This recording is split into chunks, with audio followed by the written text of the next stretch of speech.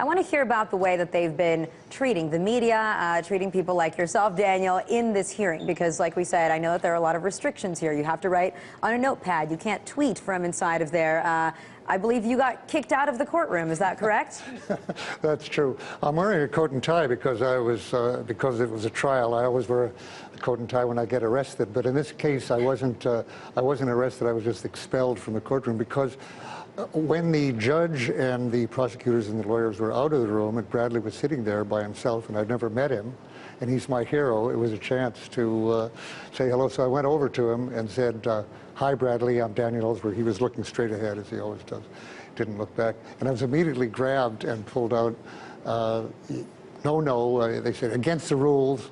And they have no written rules, they have no rules, but they make them up as they go along. What struck me was actually that I couldn't think of any reason for that. I've been in a lot of courtrooms, and it really is possible to talk with the defendant, generally. Is it a military proceeding? Could there be any reason for that? I've been in a lot of military proceedings. Actually, when I was in the Marines, I was in over 40 special court-martials as a defense counsel or sitting as a judge on the court-martial. I didn't hear anything like that.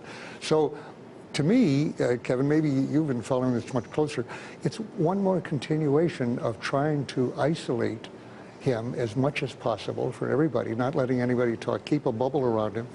With isolation, with people not really realizing it, that the isolation he was in for 10.5 months was torture. People don't think of it that way because we know people in prison are kept in isolation even for a prolonged period, but they're being tortured. We don't face up to that.